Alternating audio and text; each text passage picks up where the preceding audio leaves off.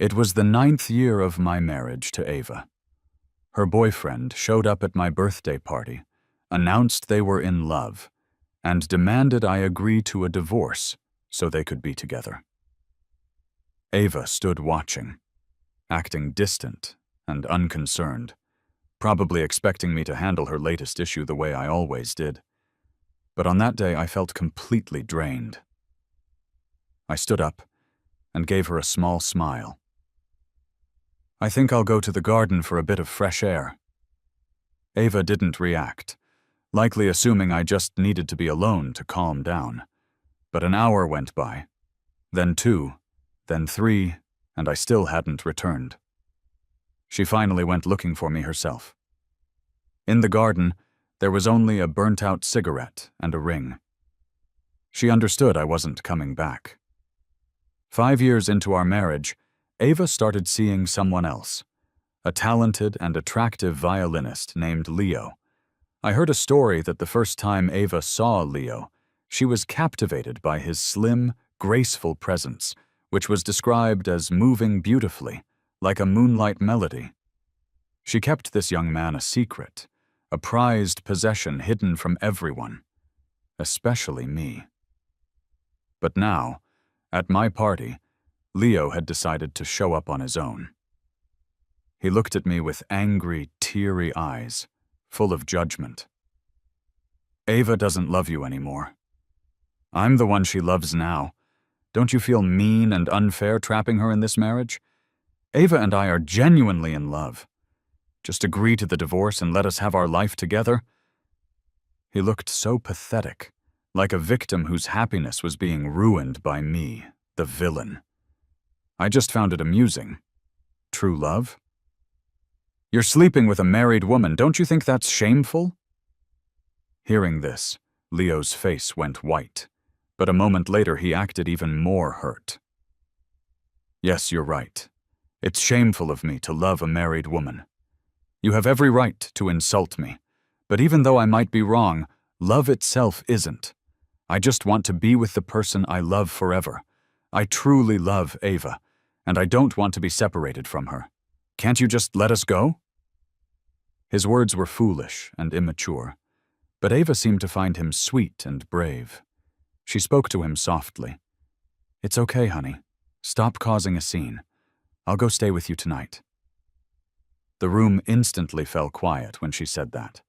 She was publicly disrespecting me to defend Leo. This was a level of care her previous lovers had never received.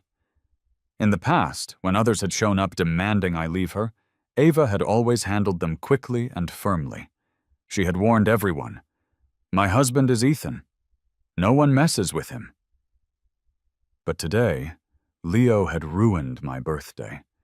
And not only did Ava allow it, but after having her assistant take him home, she walked up to me and quietly said, "Don't worry.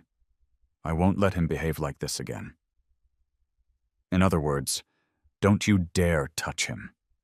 She was warning me. I didn't nod immediately. Ava looked annoyed, her stare icy. "Ethan, Leo is young and doesn't know any better." She was actually making excuses for him. "I understand." "Don't worry," I interrupted, nodding to agree. Ava's expression relaxed a little. She reached for my hand, but I instinctively pulled mine away. Her face showed displeasure, but I just smiled at her. "I'm going to the garden for some air." Ava nodded. "Come back soon. We're waiting for you to cut the cake." "Okay." I turned and walked away, feeling Ava's eyes fixed on my back the entire time. But I didn't look back. Not even once. Outside the banquet room, a gentle rain was falling. I lit a cigarette. Through the smoke, for some reason, I suddenly recalled the day Ava asked me to marry her. It seemed to be raining then, too. We met when we were 3, fell in love at 16, and at 23, after her business took off, and she'd made her first real money, she proposed.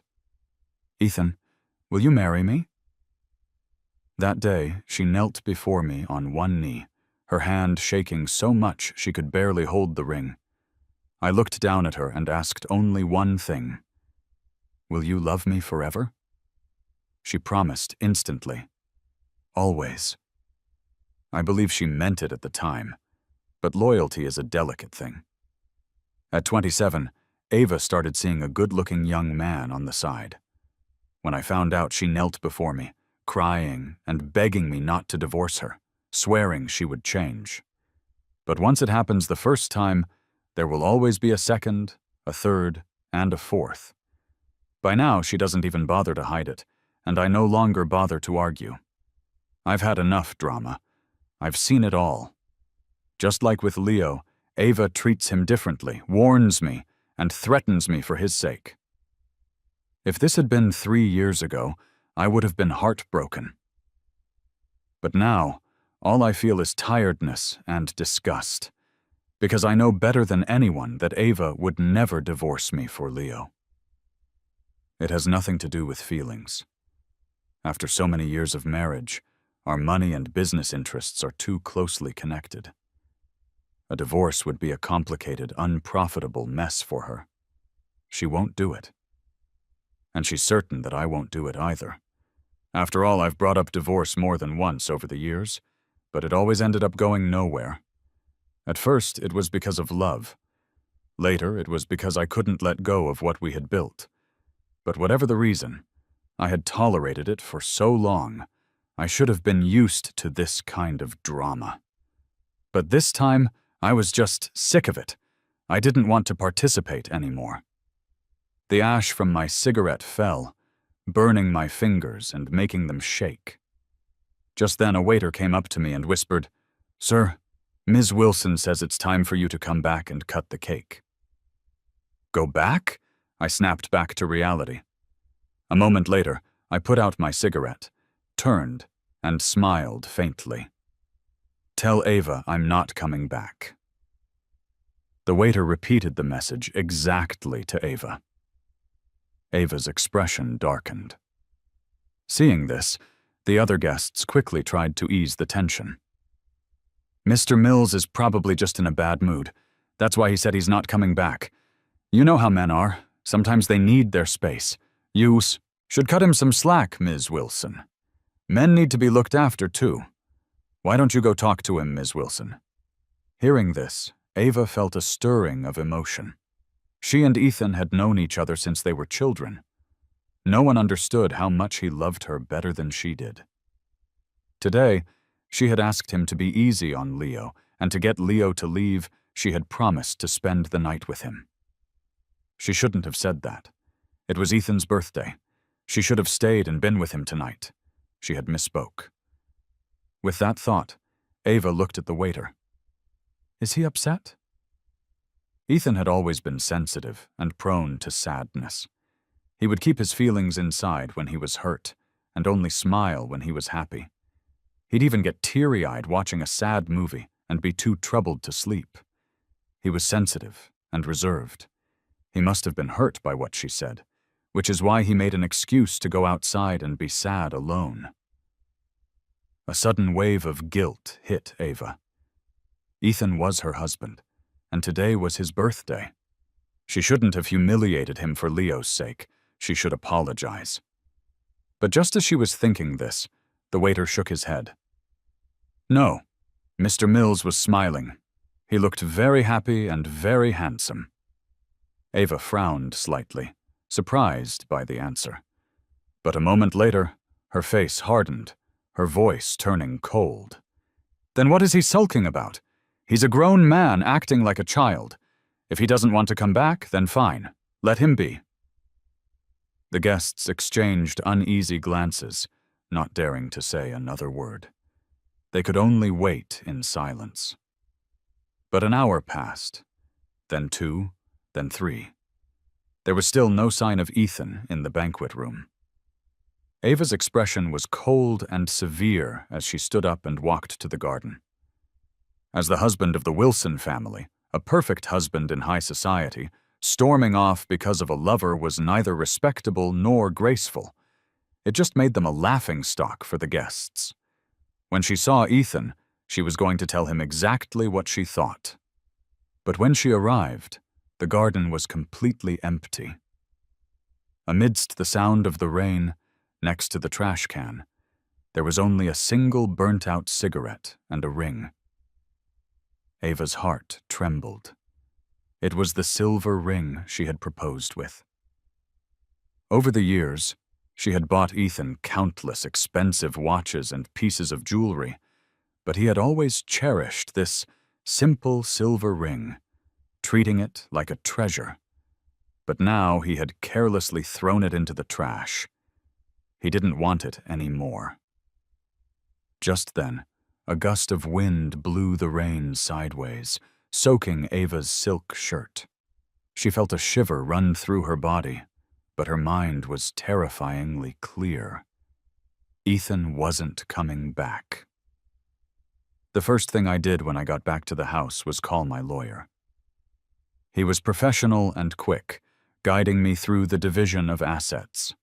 After all, this wasn't the first time he'd handled a divorce for me, even if the previous attempts had all failed.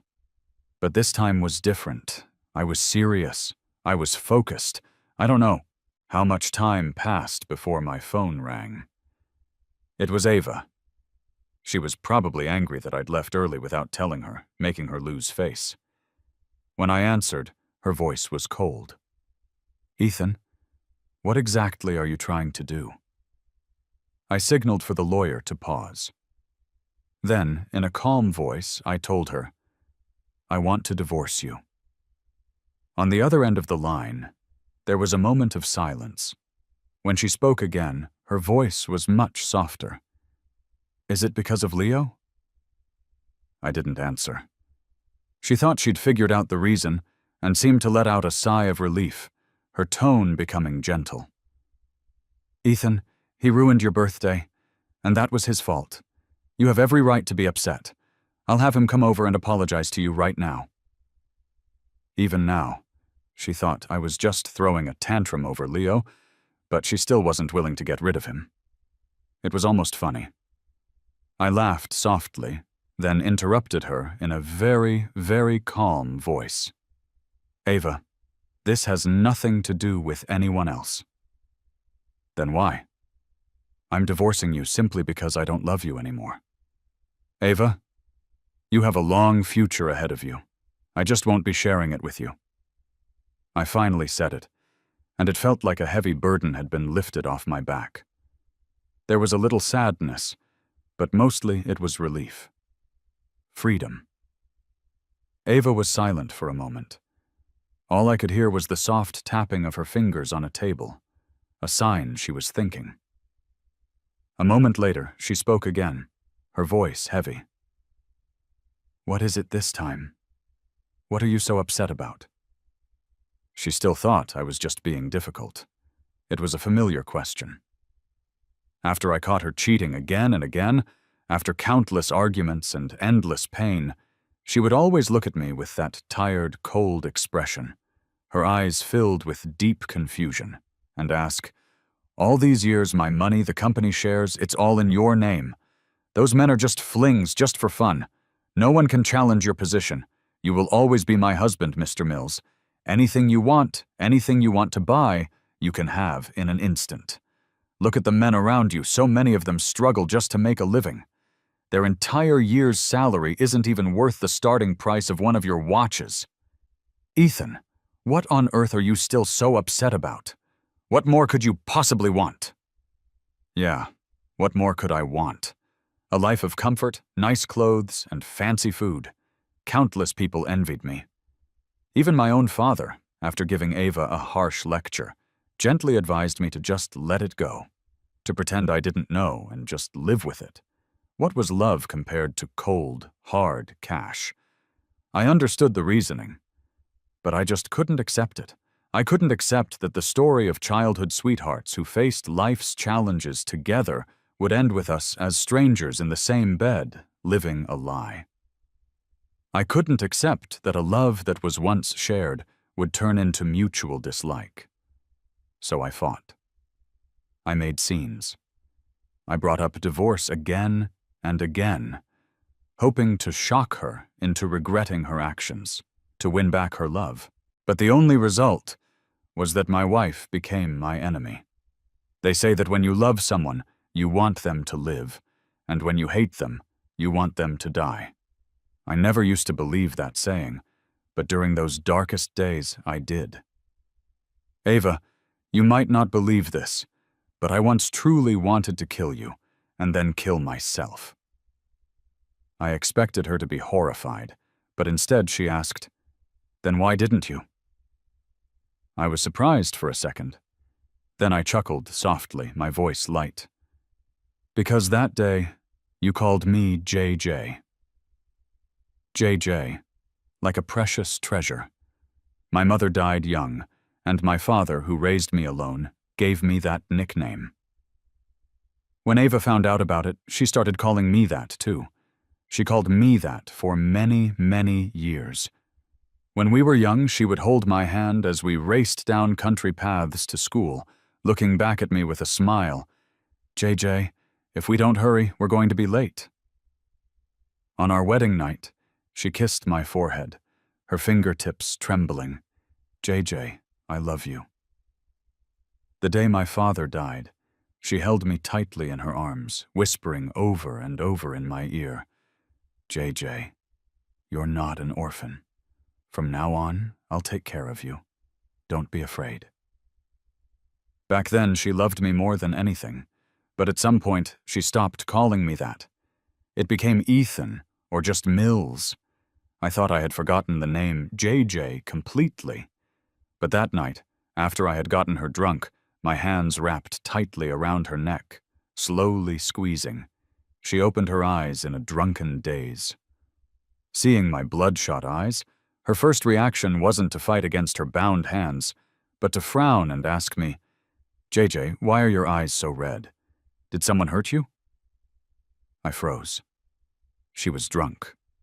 She didn't remember that she had cheated on me, that she had hurt me. She only remembered that she loved me more than anyone, and that she couldn't bear to see me sad. So, after I told her that she was the one who had hurt me, Ava panicked instantly. She looked up at me, her voice pitiful. "Then I'm sorry, JJ. I was wrong. You can hit me. How about tomorrow?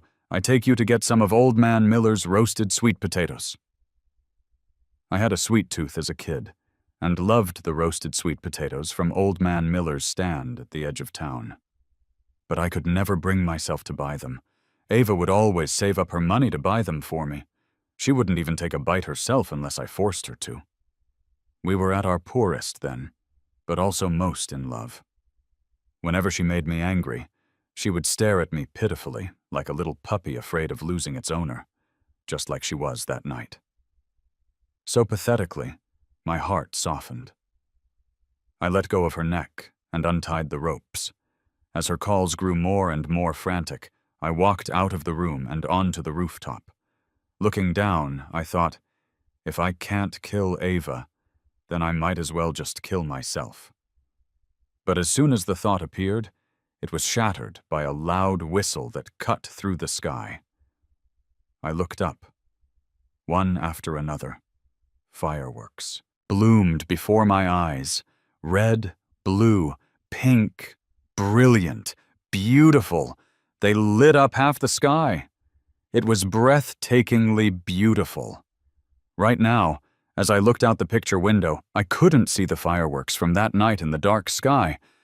My voice was very light and gentle. In that moment, I suddenly didn't want to die. I was even glad I hadn't killed you. Otherwise, I would never get to see such beautiful fireworks again.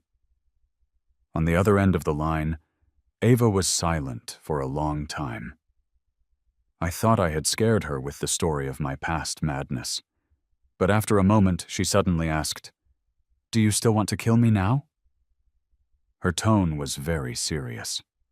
So I thought about it for a moment and answered her just as seriously. "No, it's not worth it." Ava didn't agree to the divorce.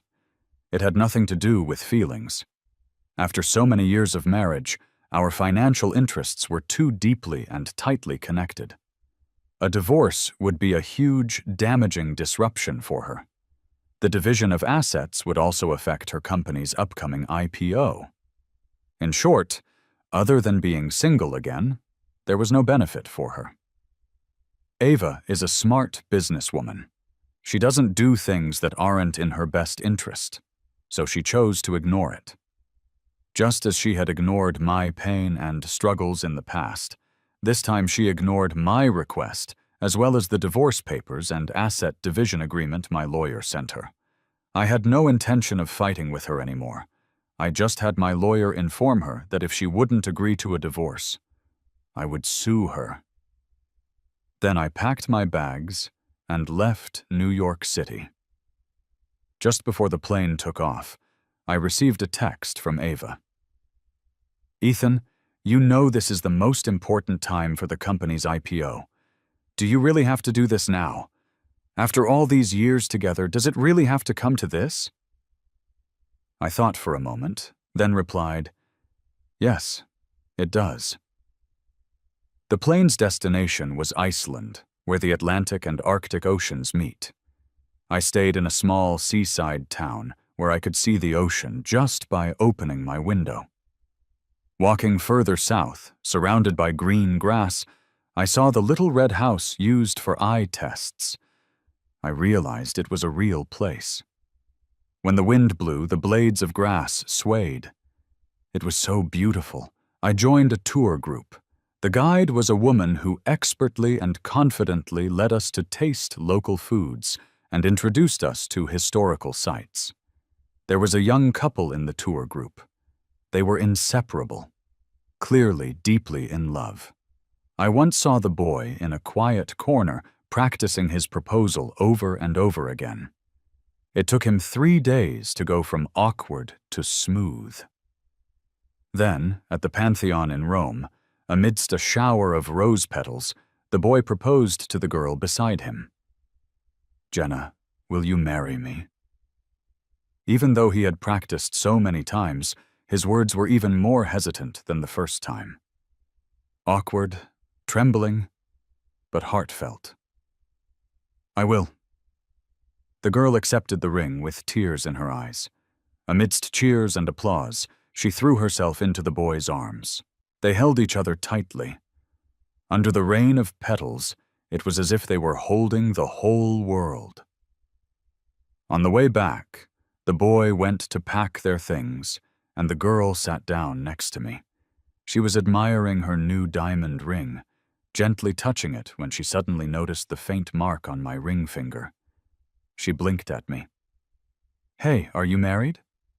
"I am." The girl was a natural conversationalist. Hearing that I had experience, she became curious. "How old were you when you got married? I just started my first job this year. Do you think I said yes to his proposal too soon?" She was young. Her eyes were full of hope for the future, adoration for the one she loved, and nervousness about marriage. She was afraid of choosing the wrong person, of taking the wrong path. Not like me, young and foolish, I had thrown myself headfirst into a life with Ava. I thought love could solve everything, but I later learned that all my difficulties were because of love. My marriage was undoubtedly a failure, so I had no right to offer her any positive advice or wisdom about love. I just told her, "I got married at 23. I'm 32 now, and I'm preparing for a divorce. For me, marriage isn't about age. If you like someone, be with them. If you don't, then separate. It's better to keep it simple and straightforward." The girl listened, nodding with a bit of confusion, then asked carefully, "Are you getting divorced because you don't love her anymore?" I smiled and nodded. "Yeah, we're sick of the sight of each other." On the 7th day of my absence, Leo had just finished a performance. Ava went to pick him up herself. On the way home, Leo was scrolling through TikTok. "I got married at 23. I'm 32 now, and I'm planning to get divorced." "Are you getting a divorce because you don't love her anymore?" "Yeah, we're sick of the sight of each other." Ava's whole body shook as she turned to look. She couldn't see the man's face, but she knew that voice. It was Ethan. He said he didn't love her anymore. He said he was sick of the sight of her. That was too ridiculous, too unbelievable. Ethan's mother was long gone, and his father had passed away a few years ago. Besides her, he had no one else in the world to rely on. He couldn't leave her. Even though he had brought up divorce more than once over the years, Ava knew that the one who couldn't bear to go through with it was him. He couldn't bear to leave her, and more than anyone he cared about having a home of his own. The divorce talk, the arguments, it was all just a trick by Ethan to get her attention. How could he possibly not love her anymore? That's what Ava told herself, but a deep feeling of worry and sadness spread through her heart. She desperately needed Ethan's reassurance. So she pulled the car over to the side of the road, ignoring Leo's confused look, and took out her phone, planning to send Ethan a text. But when she opened their chat, she saw that her last message, asking when he was coming home, had no reply. Scrolling up, she saw his message telling her to handle everything through his lawyer and not to bother him. She thought for a moment. She decided to ask where he had gone, but what she got back was a red exclamation mark. Ethan had blocked her. Ava's fingertips trembled. A sudden emptiness filled her heart. And just then she heard the girl in the video ask Ethan, "So what if she changes her mind and comes back to you now? Would you forgive her?" No. Ethan's voice was calm but firm. Ava's hand tightened around her phone, her jaw clenched. Lies. Ethan was lying. How could he not forgive her? He loved her so much. She refused to believe it. I returned to the country, and Ava herself was there to pick me up at the airport. She was beautiful, with a slender, elegant figure. She walked towards me holding a large bouquet of roses, attracting a lot of attention. "Ethan, welcome back." I didn't take the flowers. Her brow furrowed slightly, then she smoothly took my suitcase. "JJ, can we please stop this?" She called me JJ. In the past, my heart would have softened, but now I just felt confused. I had no idea what she was trying to do. When she opened the car door, I saw that Leo was in the car too. I frowned slightly. Ava quickly explained, "Ethan, I know you're still angry at Leo for ruining your birthday. I brought him here to apologize to you." Leo lowered his eyes, his expression pitiful. "I'm sorry, it was all my fault. Please don't be angry with Ava, okay?" I watched this act in silence. I didn't say a word. Ava tried to take my hand, but I pulled away. She sighed, seemingly helpless, and offered a compromise. "If you don't like him, I'll break up with him. How about that?" At these words, Leo's face went white. He stared at Ava in disbelief, but I refused. "No need. Young people have their advantages." Ava was stunned. "What?" Just as she spoke, a young woman tapped on the car window. Seeing me, she slid right into the seat next to me, took my hand, and held her fingers intertwined with mine. "There you are. How could you just leave me behind?" Before I could speak, Ava's expression changed, her gaze turning dark as she stared at the girl's hand on mine. "And who might this be?" The girl looked back at her, then at me. "This is the future ex-wife." I nodded. The girl beamed, her youthful energy so bright it was almost blinding. "Hello, future ex-wife. I'm Chloe. I'm his little bit on the side." Her gaze was frighteningly bold. Leo frowned in disgust. "How can you be so shameless?" At this, Chloe rolled her eyes, annoyed. "What's the problem? Aren't you the future ex-wife's bit on the side too? What's with the double standard? Besides, if anyone should be judging, it's me judging you." You're sleeping with a married woman. You're pathetic, you're disgusting, and you have no shame." Her words completely defeated Leo. He could only stand there, pale-faced and red-eyed, trembling with anger, looking sadly at Ava, hoping she would defend him as usual. But Ava didn't even glance at him. "Let's go home first," I spoke up. "Take me to my apartment." That was where I was staying now. Chloe had insisted on coming back with me and had nowhere to go, so she was staying at my place. But Ava gripped the steering wheel tightly. "Let's go to our house. I want to talk." It wasn't a question. I frowned in annoyance, but seeing the look on Ava's face, I nodded. Fine. Back at the mansion, the layout was just as I had left it. It was a bit of a mess. After all, when I left, I had taken everything of value I could carry. Ava's first words were an intense question. "Who is she?" I raised an eyebrow. "My bit on the side, didn't you used to say you couldn't accept an open marriage? And now you've found yourself a young woman. Have you been having fun with her all this time?" Ava's brow tightened.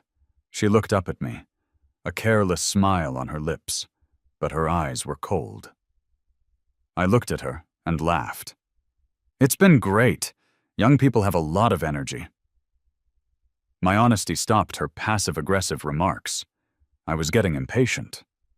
"Ava, is this what you wanted to talk about? If so, I'm not staying. She's young and has nightmares when she sleeps alone. I'm going to keep her company." Those words shouldn't have been unfamiliar to Ava. Once upon a time, she had said the same thing to me. Ava clearly remembered that past incident, too. Her face turned extremely ugly, but the next second she looked at me, suddenly took 2 steps closer, and looking up at me, smiled. "Ethan, let's both end things with them and start over, okay? You're the one I love." I pushed her away, looking down at her wearily. "You don't love me. You're just upset because someone who wasn't supposed to leave suddenly did, and it hurt your pride. You've always had this strong need for perfection. When you were a kid, if a corner of your cookie broke off, you'd rather go hungry than eat it. Now you'd rather find one lover after another on the side just to keep me around and protect your perfect marriage. After all these years, I knew her better than anyone. I knew her coldness, her selfishness. She was tired of me, but she couldn't stand the thought of someone else having me. That wasn't love. It was her arrogance. Ava, you're genuinely unwell. You should get help." Ava left in distress, but the next day she was at my door again. She wanted to drive me to and from work. I didn't refuse. Until the divorce was final, we were still the image of a respectable high society couple. Ava became increasingly attentive, reporting everything she did to me. Text after text. I didn't read them, let alone reply. People at the company called me Mr. Mills when they saw me. They knew who I was. I had no interest in a standard 9-to-5 job. Now that I had money, I had no desire to work myself to the bone. I held a title with no real duties and only had to show up at the company, occasionally. My close friend Mike worked at the company, which is how I knew about Leo in the first place. This time, when I came in, Mike saw Ava constantly popping into my office and asked if she had finally realized what she was doing. I scoffed. I invited him to dinner after work. After Mike agreed, I texted Ava to tell her she didn't need to pick me up. "I'll pick you up when you're done then." "Okay," I agreed. Mike and I left work together. We went to the underground parking garage. As Mike drove, he said to me, "So Ava broke it off with Leo, huh? I told you she still cared about you. The moment you get angry, she'd drop him no matter how much she liked him." I just smiled. Maybe. Over the past few days, Leo had called Ava many times. I had seen it. But Ava hadn't answered a single call. Even when I said to her, "Answer it. It might be important." Ava gave me a complicated look. a mix of frustration and sadness. You don't care. I looked at her and shook my head. I don't. I had stopped caring a long time ago. But Ava, right in front of me, blocked Leo's number, as if she had truly changed her mind. At dinner, Mike asked me, "So if she's changed, are you still going to divorce her?" I didn't answer. I looked out the window. The sky was dark, and there were few people on the street. A young man stood under a streetlight. I couldn't see his face, but his tall, slim figure was noticeable. A woman came down from an apartment building and rushed into his arms. The young man lowered his head. The woman tilted hers up, and she gently kissed the corner of his lips. A car passed by them. The headlights flashed on. I saw their faces clearly. It was Ava and Leo. I watched quietly for a moment, then took a picture of everything. Just then my phone buzzed. It was a message from Ava. "Are you done? I'll come pick you up." "No need, I'm not coming back tonight," she replied instantly. "Okay." I looked down. Ava was holding Leo's hand as they walked into the apartment building. Both of them were smiling. In the middle of the night, I was woken up by a notification. It was from Leo. He had sent me a photo. Ava was sleeping soundly on his chest, and his chest was covered in marks from kissing. Sexual, noticeable. A far cry from the cool, distant artist I first met. "Your wife is amazing in bed. She lost interest in you a long time ago. Why are you still clinging on shamelessly and refusing to divorce? Can't you have some dignity?" I saved the photo, thought for a moment, and sent him a transfer for 50 cents. The note read, "For your services." Leo became furious, sending me a flood of messages. I didn't read a single one. Instead, I forwarded the photo to my lawyer. "Evidence of cheating. Get me more of the assets." The lawyer replied instantly, "Don't worry, Mr. Mills." The next morning, when I came downstairs, Ava was already waiting for me at the door. "Good morning, Ethan." She looked refreshed, a satisfied glow on her face from having her desires met. She had brought me breakfast, my old favorites, pan-fried dumplings and soy milk. I ate one or two without paying much attention, giving short answers to her questions. My lack of interest was obvious. After Ava made her fortune, no one had ever been so openly dismissive of her. She looked annoyed. "Ethan, do you really have to treat me this way?" She stopped the car and looked at me, a hint of hurt in her eyes, as if I was the one who had wronged her. But when her eyes met my calm, indifferent gaze, she was speechless. "Then sign the divorce papers. If you can't stand it, then don't." At these words, Ava's face went cold. "Don't even think about it." Her tone was firm. I sighed and leaned back in my seat. It was a sigh of both acceptance and frustration. "Ava, why are you so pathetic? When I loved you, you hurt me. Now that I don't love you, you won't let me go. Truly pathetic, and really annoying." Ava continued to delay, refusing to sign the papers. So we maintained our marriage, but she clung to me tightly. I knew she was trying to keep me from seeing Chloe. But when Chloe couldn't find me, she would come and wait for me at the company entrance. She would hold onto my arm, pouting, asking if I didn't care about her anymore. I would smile and reassure her, "Of course I care." After I managed to get her to leave in front of everyone, I turned around and saw Ava standing far away at the entrance, watching me. I didn't know how much she had seen, but she said nothing, just turned and left the company alone, as if she was sulking. But I didn't care. It was raining today. The weather was a bit chilly, and I went home alone. As soon as I got home, Ava took my hand and led me to the dining room. "Didn't you say you wanted the lamb soup from downtown? I got it for you." Her hand was ice cold. I looked at Ava and realized she was soaked through, her face pale from the cold, but her eyes were full of anticipation and a desire to please.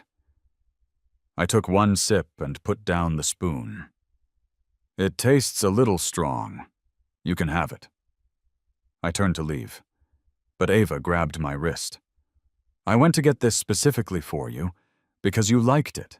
It took me 2 hours to find the stall. It was raining, and the stall didn't have an awning, so I had to wait in the rain.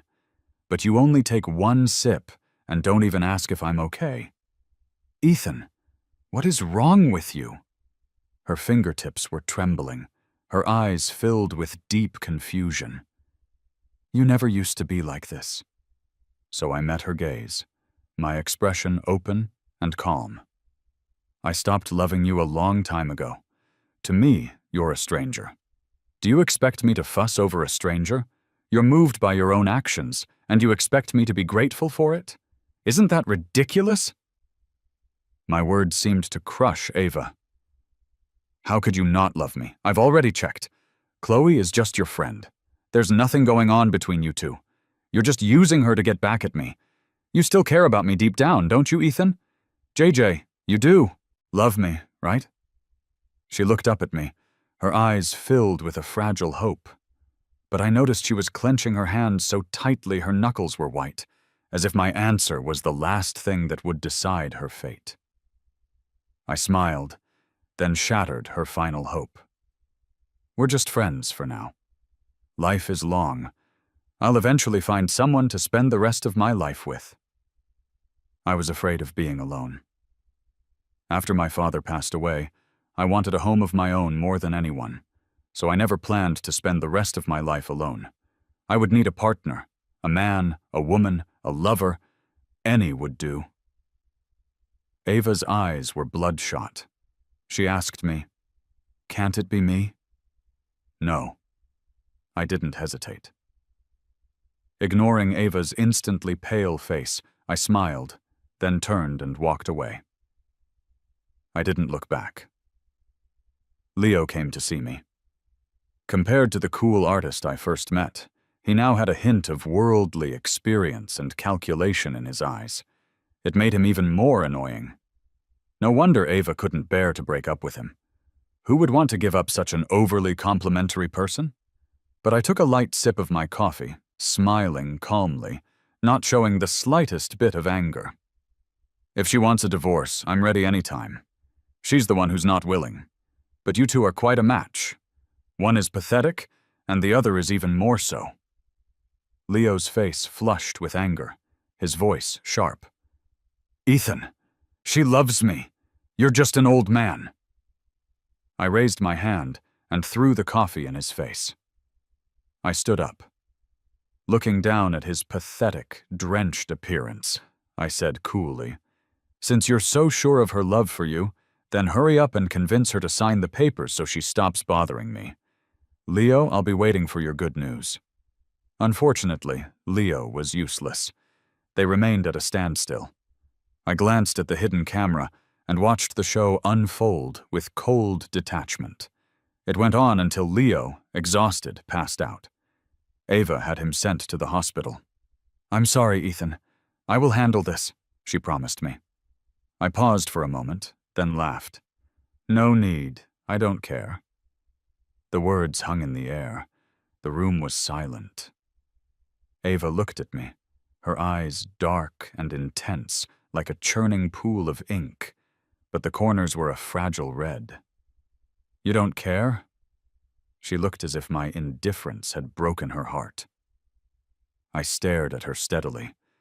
It wasn't until she instinctively grabbed my wrist that I realized her fingertips were trembling violently.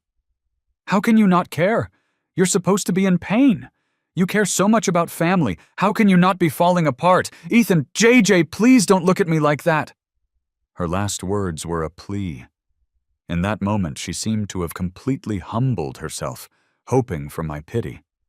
But I just found the whole situation messy, and her even messier. Should I care? We're about to get a divorce.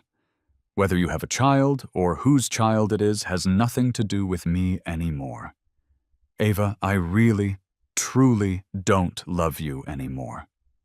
Seeing her on the verge of collapsing, I smiled. We've known each other a long time.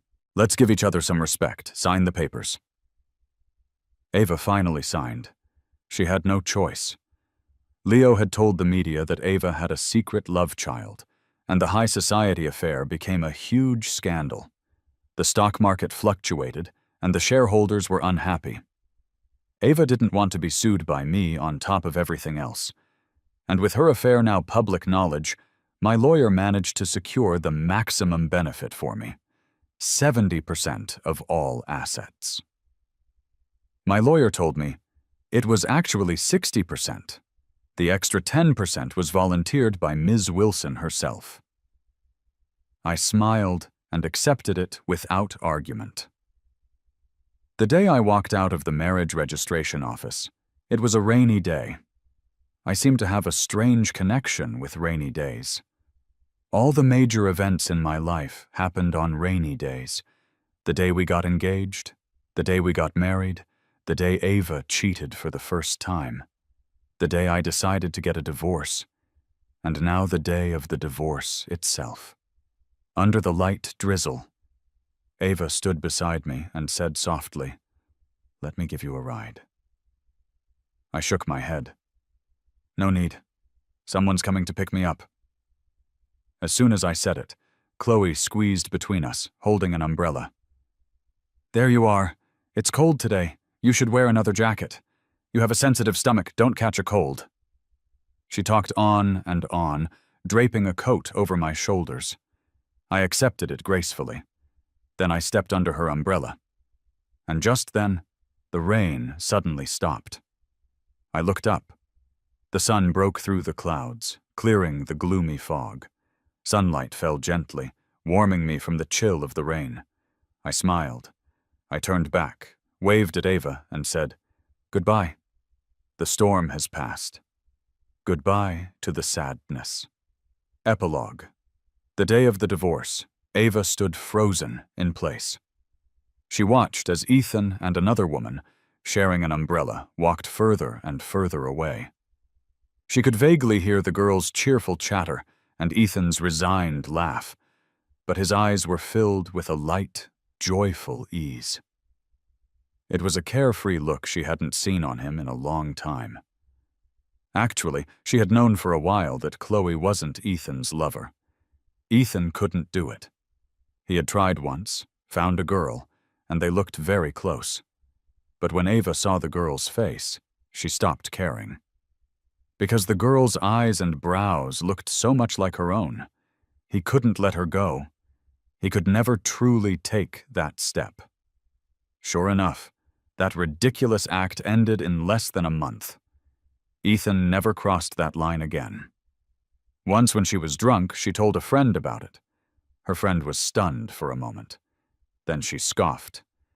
"Maybe he doesn't love you. Maybe he's just not as shameless as you are. Ava, if you keep this up, you're really going to lose Ethan. And when that day comes, don't you dare regret it." What had she said back then? Ava thought for a moment, then remembered. At the time, she had smiled with complete certainty. How could I regret it? Ethan is the one who can't leave me. She thought she didn't love Ethan anymore. After so many years, she was clearly tired of him. But right now, watching Ethan's figure move away, her heart ached as if it were being torn apart, as if she had lost the most important thing in her life. She suddenly wanted to chase after him, but she stopped as soon as she took a step. She knew Ethan would not turn back. He had said it himself. If you like someone, be with them. If you don't, then separate. Ava, I really don't love you anymore. Let's separate. He hadn't lied. He just didn't love her anymore. Not anymore. The rest of his life would be like the sky after the rain, bright and dazzling. And she would be standing in the rain for the rest of her life. But no one cared. No one cared anymore.